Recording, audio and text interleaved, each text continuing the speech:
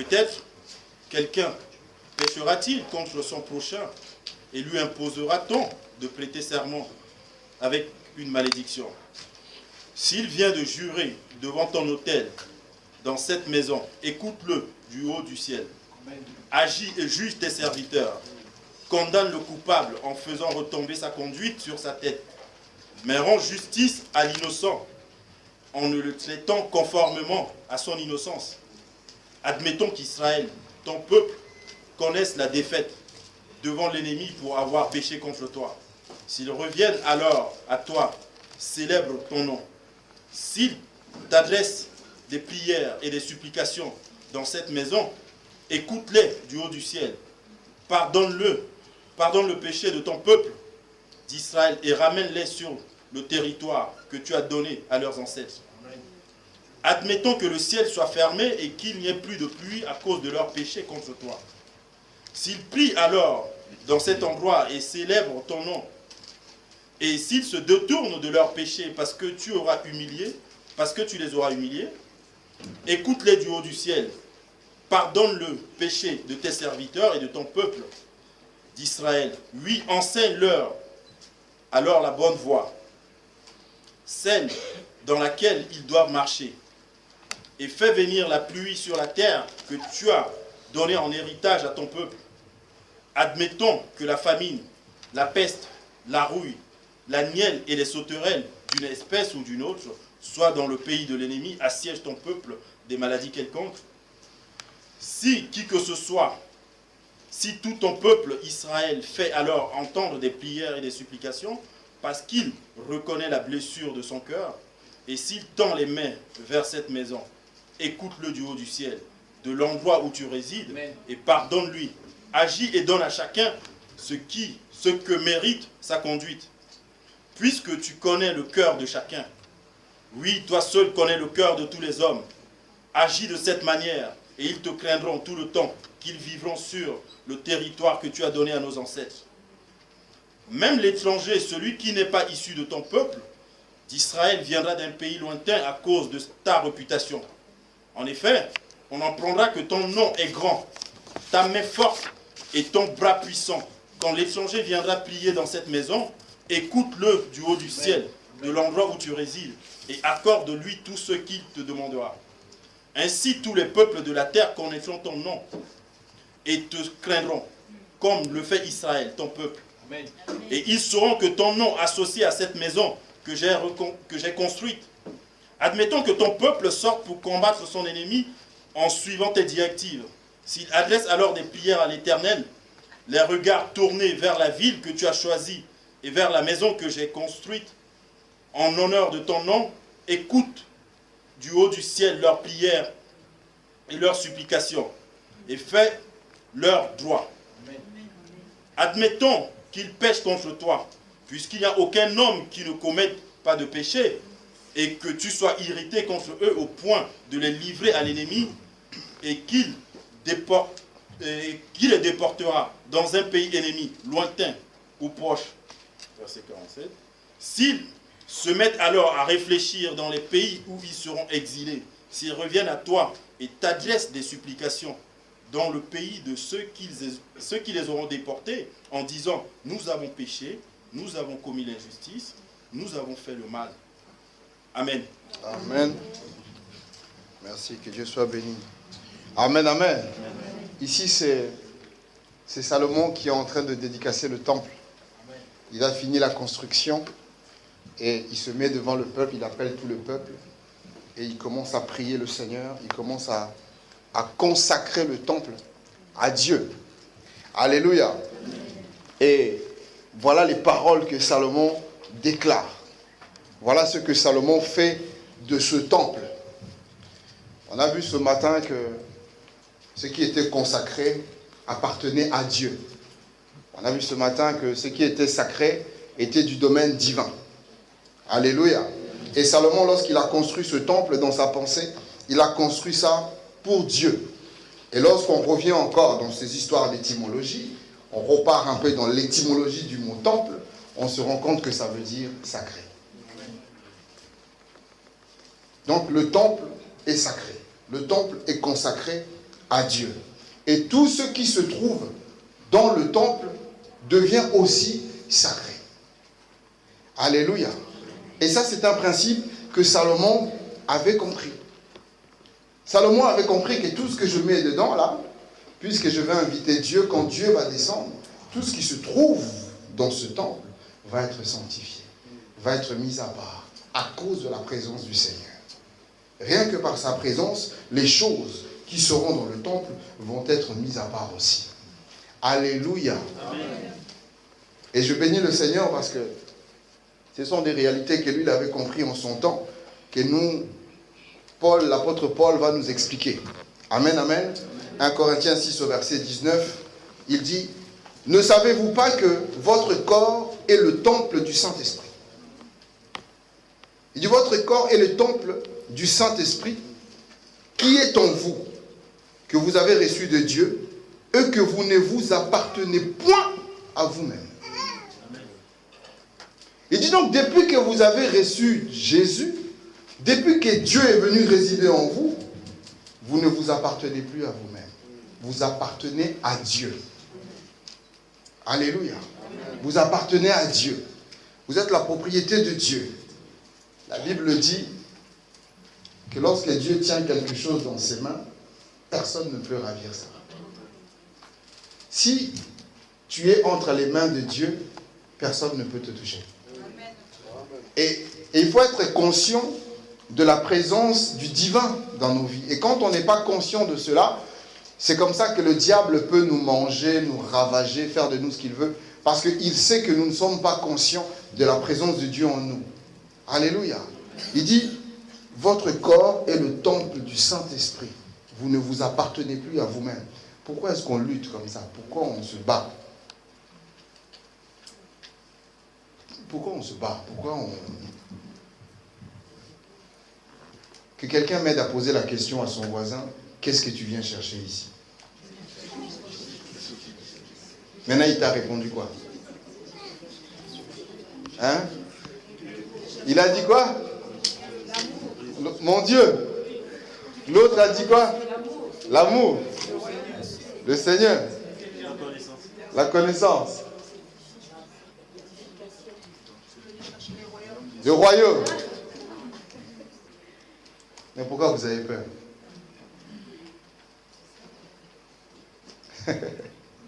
Les femmes, elles se sont levées très tôt, elles sont allées chercher Jésus.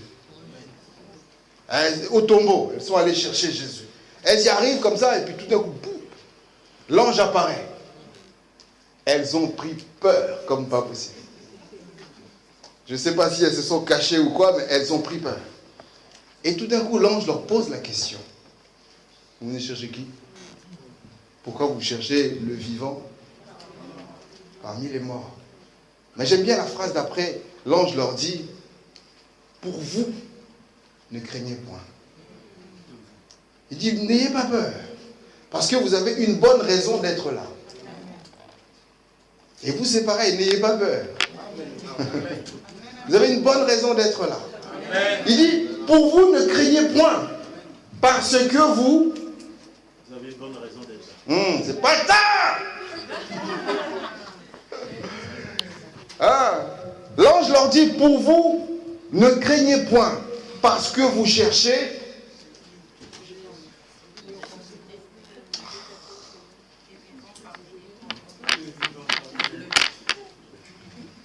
Pour vous, ne craignez point, parce que vous cherchez. La Bible dit, lorsque l'ange a parlé, les gardes qui étaient là commençaient à trembler. Les femmes, elles sont tombées par terre. C'était chacun pour soi. Mais l'ange a rassuré les femmes. Il leur a dit, pour vous, ne craignez point, parce que vous cherchez Jésus. Parce que tu cherches Jésus, ne crains pas. Parce que tu cherches Jésus, n'aie pas peur. Il dit, ne craignez point parce que vous cherchez Jésus. Vous avez une bonne raison d'être là. Et si tu es là parce que tu cherches Jésus, tu as une bonne raison d'être ici. Alors n'aie pas peur. Je ne sais pas c'est quoi qui fait peur, mais n'aie pas peur. Alléluia. L'ange, il fait peur. Hein? Il représente la divinité, donc certainement c'était terrible. La Bible dit qu'il y a eu tremblement de terre. Mais il les a rassurés, il a dit, n'ayez pas peur, parce que vous cherchez Jésus. Amen. Amen. Nous, on cherche Jésus. Amen. On va s'accrocher jusqu'à.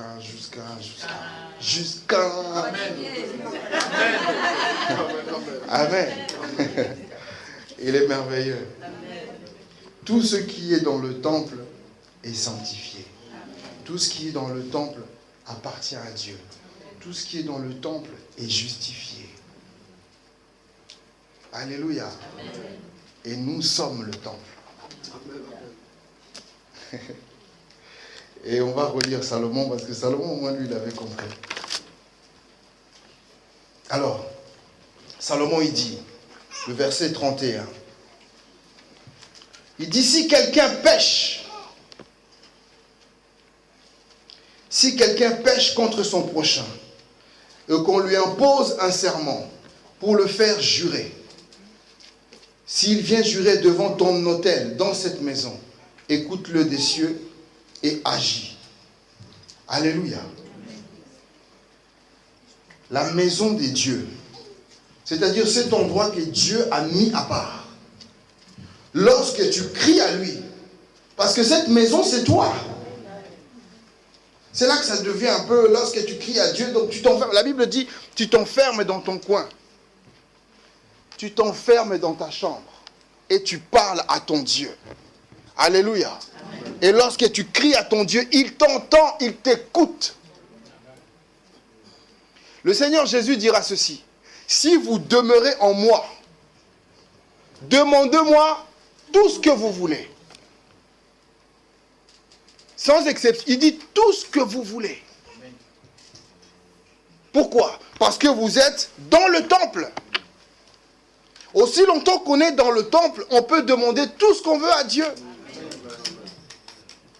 On peut lui demander tout ce qu'on veut. Ici, Salomon, il dit, si quelqu'un pêche, donc il a vraiment péché, mais s'il vient dans ta maison et qu'il crie à toi, pardonne-le.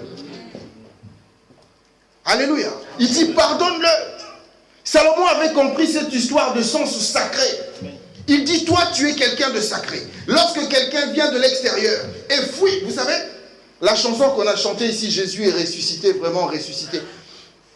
Quand on comprend ce qu'il a fait, quand on comprend cette résurrection, quand on chante ce chant, on danse. Amen. Amen. Vous savez, c'est comme quelqu'un qui est poursuivi par une armée.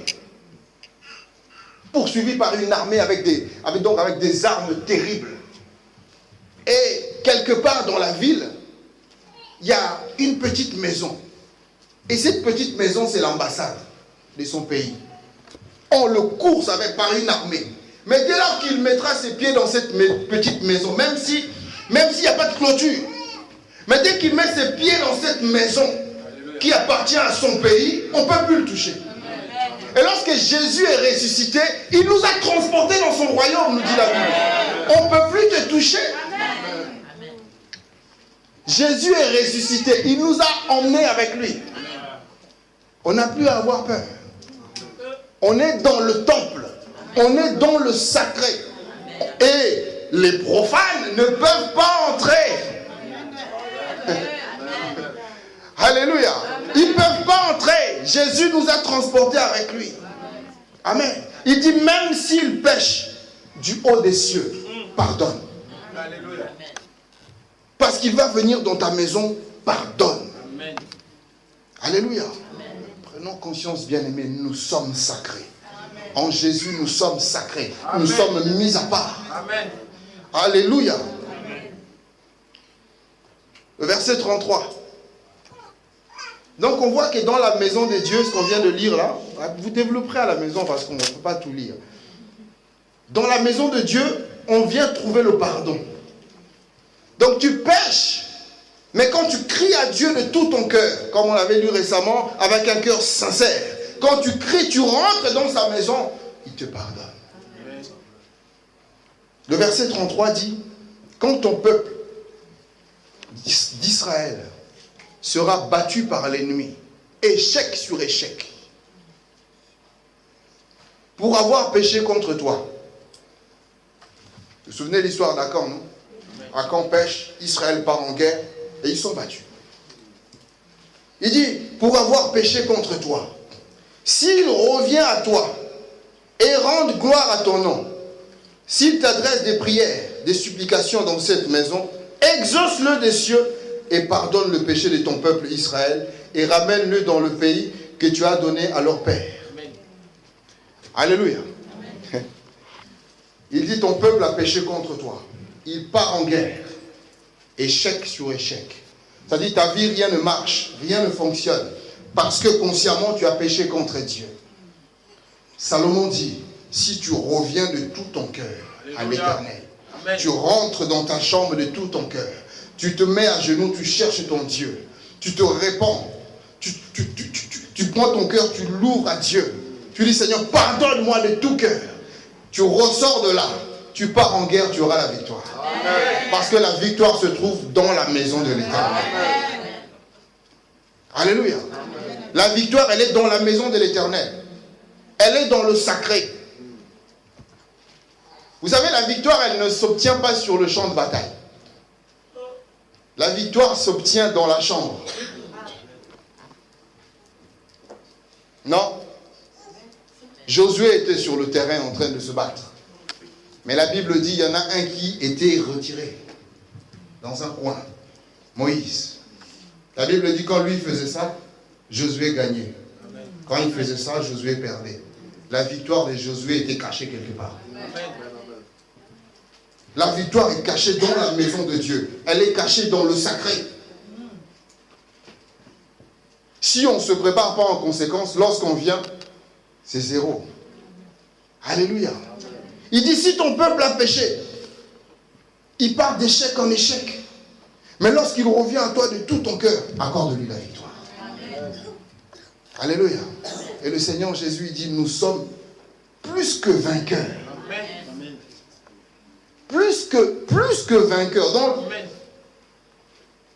j'ai discuté avec un homme méchant qui disait, lorsque je traite mes ennemis, je le tue et je le tue 2 fois. C'est ça un peu plus que vainqueur. Donc tu gagnes, mais tu gagnes encore. David a pris son caillou, il a lancé. Goliath tombe. Goliath était mort. Mais la Bible dit, il prend son épée, il coupe la tête. Plus que vainqueur. Amen. Alléluia. Amen. Notre victoire est cachée dans la maison de l'Éternel, dans le sacré. Alléluia. C'est dans nos cœurs. Nos échecs et nos victoires se trouvent là-dedans.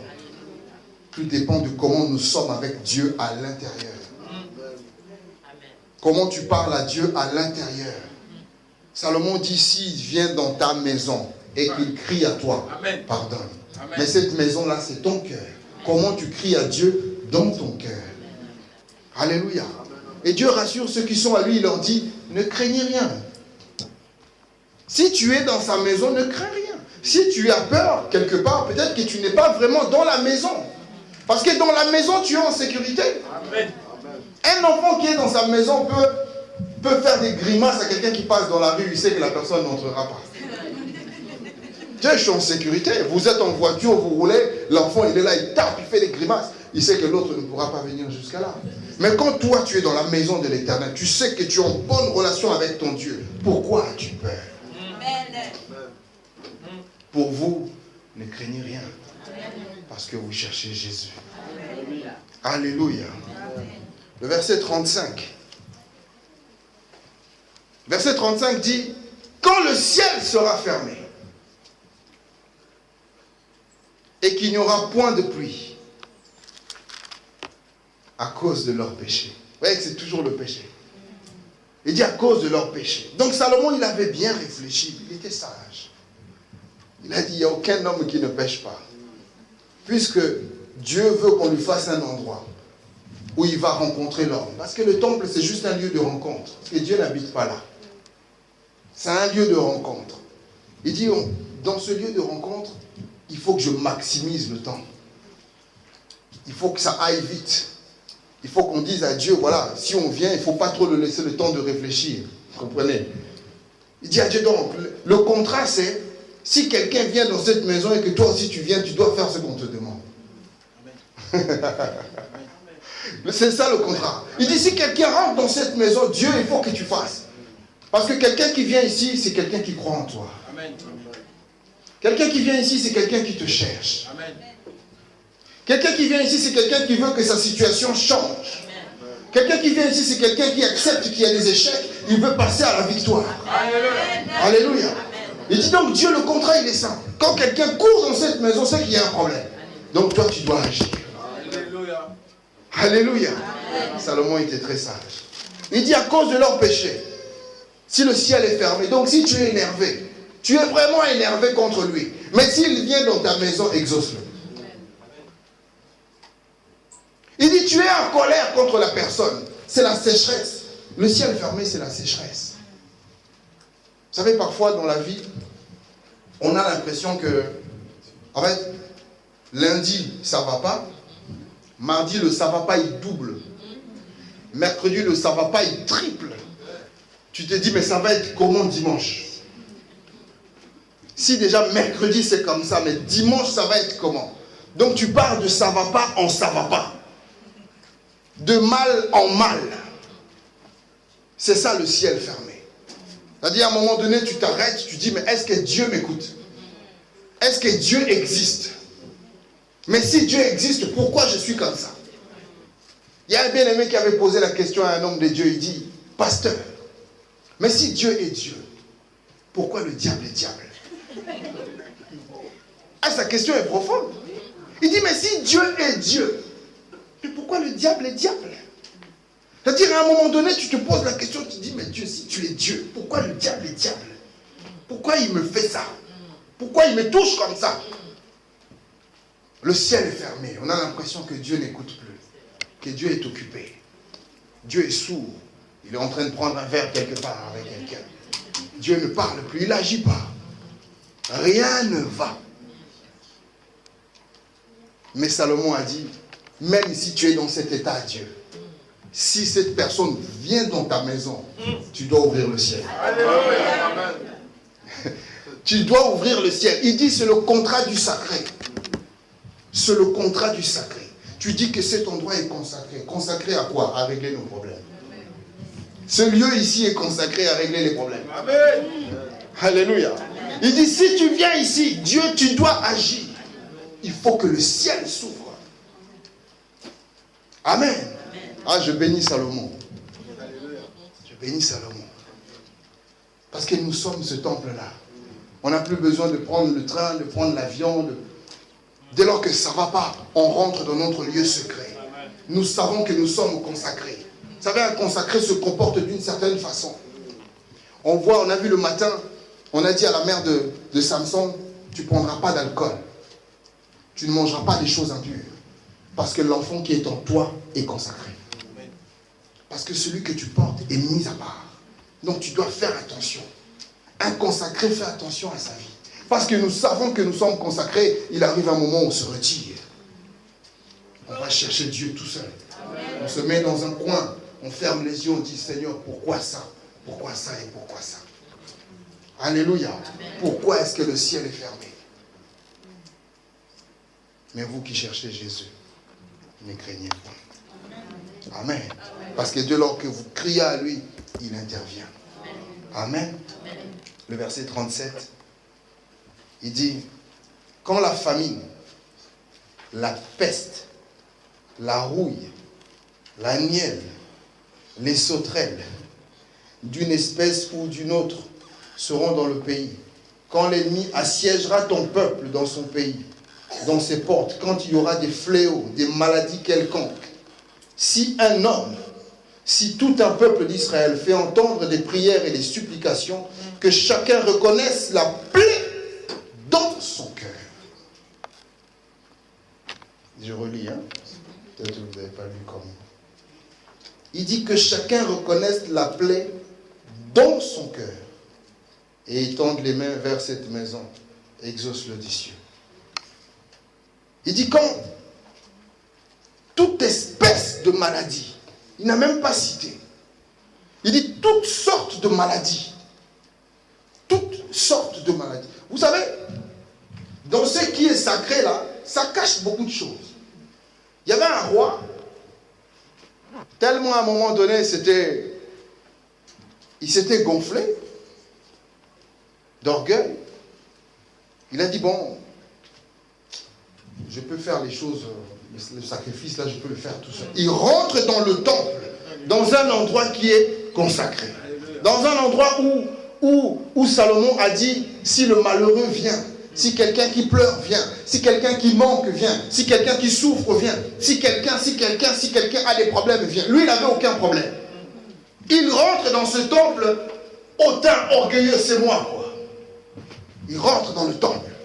Il vient chez les malheureux avec un air de c'est moi, je suis arrivé. Il rentre, il touche au sacrifice. La Bible dit les sacrificateurs sont rentrés en nombre de 80. Ils l'ont regardé, ils ont dit roi, qu'est-ce que tu fais? Je pense qu'il a dû leur dire après tout, c'est moi le roi. Vous n'êtes que des hommes de Dieu. Moi je suis le roi. Ils ont dit que l'Éternel s'occupe de toi. La Bible dit à l'instant même, il fut frappé de lèpre. Donc dans la maison là, la lèpre était dedans. Alléluia. Là où Salomon dit, si quelqu'un vient avec sa maladie, donc ça veut dire que quand les gens viennent avec leur maladie, ils laissent ça dedans. Dans ce qui est sacré, il faut faire attention. Au symbole, il faut faire attention. Le serviteur d'Élisée, Élisée lui dit, nous n'allons pas prendre l'argent de Naaman. On ne va pas prendre ses cadeaux. Laisse-le partir avec. Parce que Élisée avait compris que dans ces cadeaux-là, il y avait la lèpre. Il dit, Dieu l'a guéri, donc lui donne sa lèpre. Il a laissé sa lèpre dans les cadeaux. C'est sacré. Je ne prends pas. Parce qu'il voulait payer les choses de Dieu.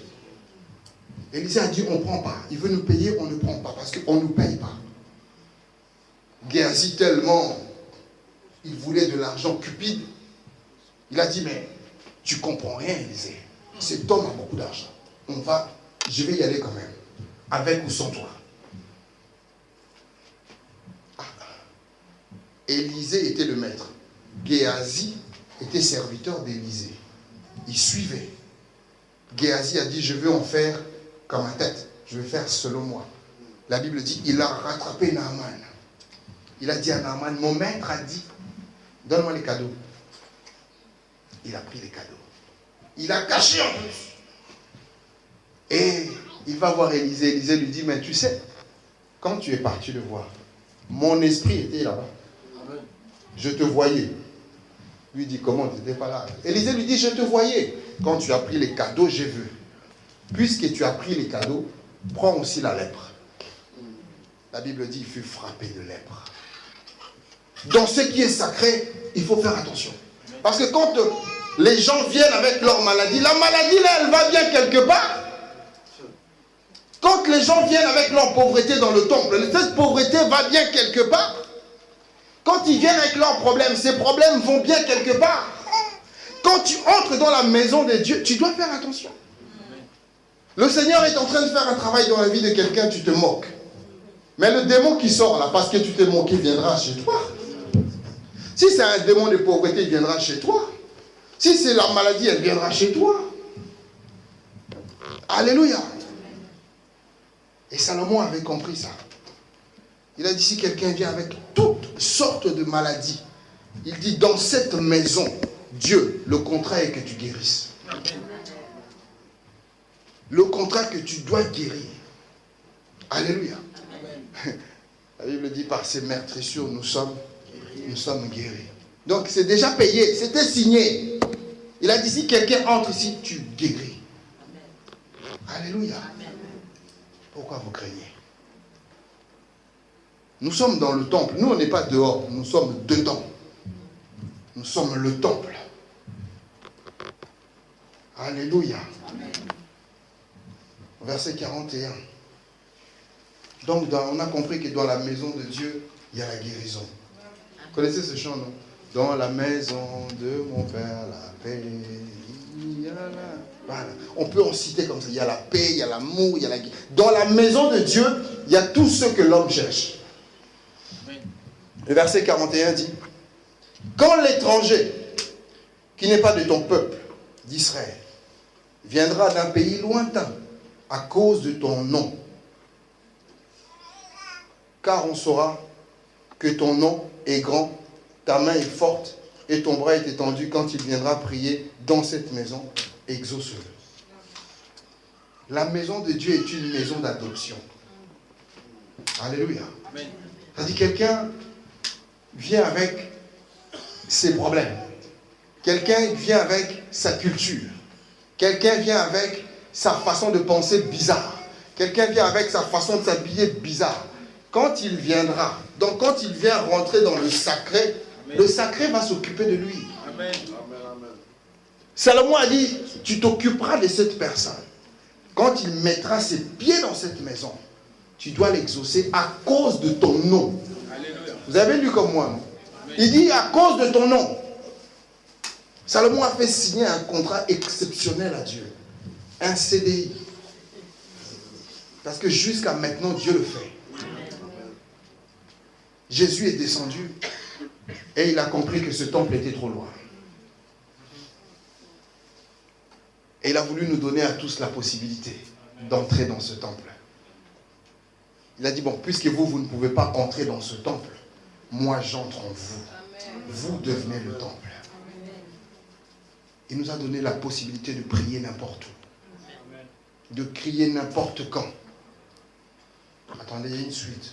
Verset 46.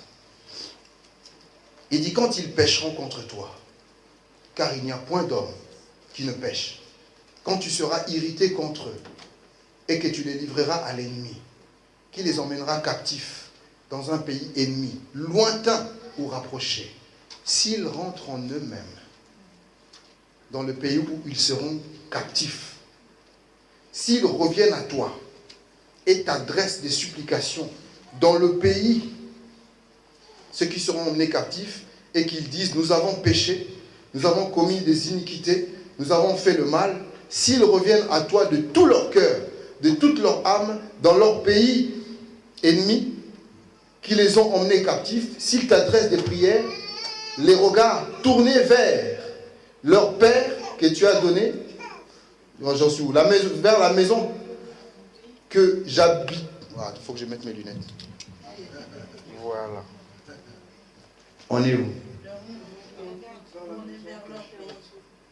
48.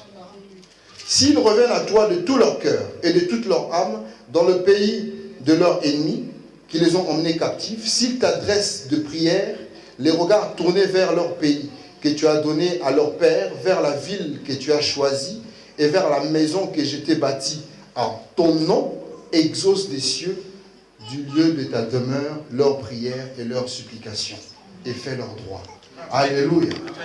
Il dit même s'ils sont loin, c'est-à-dire le péché est devenu tellement péché qu'on t'a emmené captif. Tu as signé des pactes et tu as fait des choses bizarres où quand toi-même tu rentres en toi-même, tu dis je suis impardonnable devant Dieu.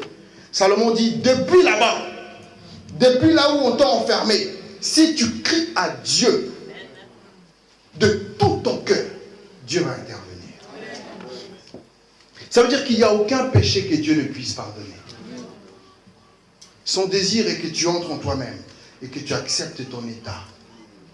Que tu dises, je suis sacré. Je ne peux pas être ce que je suis. Souvenez du fils prodigue. La Bible dit, il a pris sa richesse, il est parti. Il a commencé à manger avec les pourceaux. Mais à un moment donné, la Bible dit, il est rentré en lui-même. Et il s'est dit, je suis sacré. J'ai mon père. J'ai une maison. Pourquoi je dors dehors et je mange avec les pourceaux? Je retourne à la maison de mon père. S'il retourne, accepte-le. Exauce-le. Alléluia. Amen. Alors cet après-midi, je dis à quelqu'un que tu es la maison de Dieu. Amen. Et que depuis ta maison là, depuis ton cœur, Dieu veut t'exaucer. Amen. Alléluia. Dieu veut t'exaucer. Amen, amen. Amen. Levons-nous, nous allons prier le Seigneur. C'est ce que je ressens. Les musiciens, on va prier, on va chanter. On va passer un moment dans la prière. Alléluia.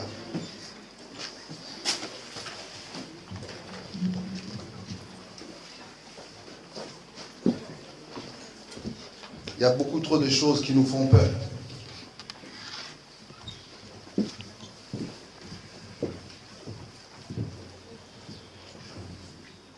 La Bible dit un jour, le Seigneur Jésus va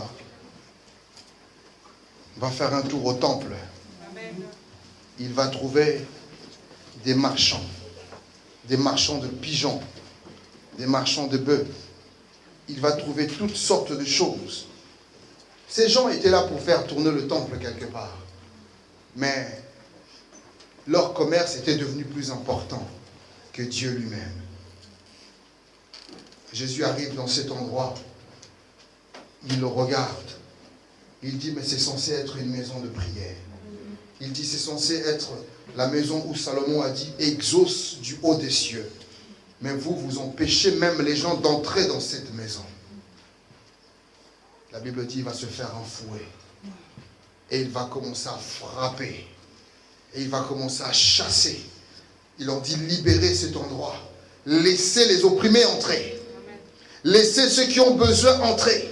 Laissez ceux qui ont besoin d'entendre la parole entrer. La maison de Dieu, c'est là où il parle.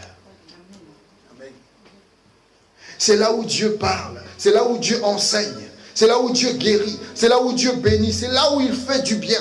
C'est dans le cœur. Jésus dit, laissez les gens entrer. Laissez les gens découvrir l'état de leur cœur. Laissez-le connaître Dieu. Il les a chassés de manière à libérer le temple. Et c'est là qu'il va dire cette phrase. Détruisez-le et je le reconstruis en 3 jours. Parce que je suis le temple de Dieu. Alors cet après-midi, je voudrais que quelqu'un prenne conscience qu'il est le temple de Dieu. Que si pendant trop longtemps, tu t'es méprisé, tu as oublié que tu étais sacré, tu as oublié que tu avais du prix aux yeux de Dieu, tu as oublié qu'il a payé très, très, très, très cher, inestimable, pour t'avoir. Aujourd'hui, le Seigneur veut que tu prennes conscience que tu es sacré, que tu lui es consacré, que tu lui appartiens en propre, que tu es sa propriété privée, que personne ne peut te toucher. Quel que soit l'état dans lequel tu te trouves, que ce soit un état de péché, cet après-midi, crie à Dieu, demande pardon à Dieu et crois de tout ton cœur qu'il te pardonne. Quelle que soit la souffrance que tu as dans ton cœur, les blessures, les brisures, cet après-midi, crie à Dieu, dis-lui Seigneur, guéris mon cœur. Dieu va le guérir et je le crois au nom de Jésus. Quelle que soit la maladie, crie à Dieu, dis Seigneur, guéris-moi physiquement. Dieu le fait cet après-midi, je le crois au nom de Jésus. Il dit même si le ciel est fermé, tu regardes autour de toi les finances, ça ne va pas. Tu regardes autour de toi les relations, ça ne va pas. Tu regardes la famille, ça ne va pas. Rien ne va. Le ciel est fermé sur toi. Tu regardes, tu es improductif. Lorsqu'on te croise, on te dit, toi, tu ne produis pas. On dit, toi, tu es bon à rien. Rien ne sortira de toi. Jamais tu ne produiras.